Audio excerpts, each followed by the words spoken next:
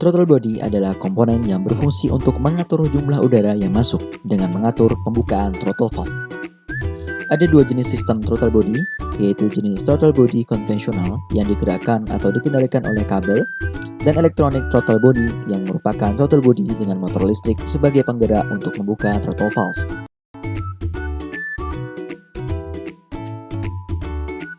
Seperti yang kita ketahui, throttle body pada umumnya digerakkan dengan tekanan pedal gas yang dihubungkan kabel atau seling gas untuk membuka katup throttle valve.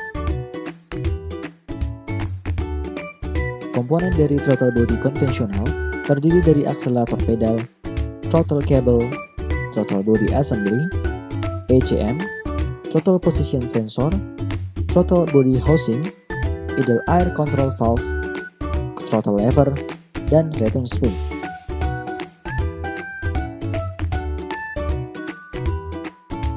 Ketika pedal gas ditekan, kabel gas akan menarik throttle lever yang terhubung dengan katup throttle sudut bukaan.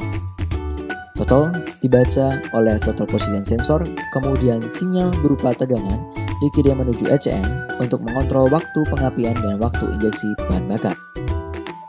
Tegangan yang diberikan dari TPS ke ECM berbanding lurus dengan sudut pembukaan katup.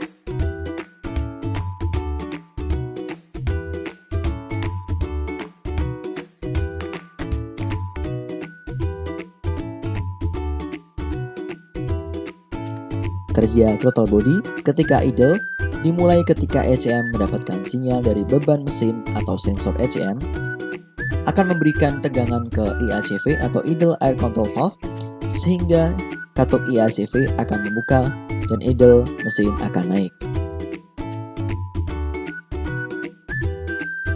Electronic Throttle Control System Intelligent atau ETHSI adalah sistem yang menggunakan ECM untuk mengontrol pembukaan throttle valve secara elektrik dengan menggunakan motor listrik. Komponen utama ETCS terdiri dari akselerator pedal dan throttle sensor, electronic throttle body, dan electronic control unit atau ECM atau PCM. Electronic throttle accelerator pedal position sensor atau APPS merupakan pedal gas yang terdapat sensor sudut yang untuk mengirim input berupa tegangan pada ECM. Posisi ETB berada di antara air filter dan intake manifold.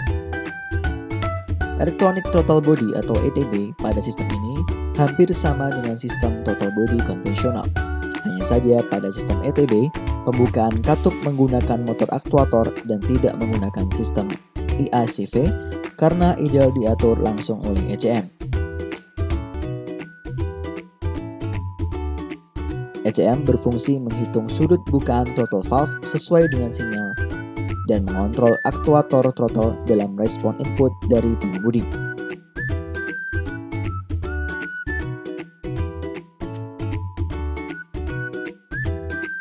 Pada saat akselerasi, pedal gas ditekan, tegangan yang masuk ke VPA diteruskan ke ECM. Sinyal dari VPA2 menyampaikan status sirkuit VPA dan digunakan untuk memeriksa sensor APP itu sendiri. Kemudian, ECM menghitung sudut bukaan dan mengontrol motor aktuator. Sudut bukaan dari throttle valve diterima oleh TPS. Sensor TP memiliki dua sirkuit sensor yang masing-masing memancarkan sinyal. Sirkuit sensor tersebut yaitu VTA yang digunakan untuk mendeteksi sudut buka throttle valve dan VTA2 yang digunakan untuk mendeteksi malfungsi dari VTA. Sinyal yang dikirimkan ke ECU berupa tegangan yang digunakan untuk menyetel output mesin dengan mengontrol injeksi bahan bakar dan timing pengapian agar sesuai dengan tujuan, yaitu sudut bukaan pada akselerasi.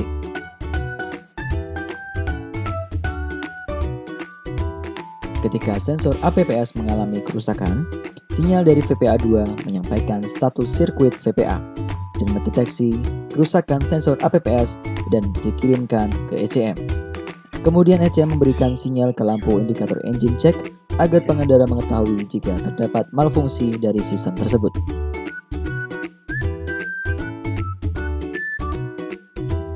Ketika TPS mengalami kerusakan, yaitu ketika pedal gas ditekan, maka motor aktuator akan tetap bekerja.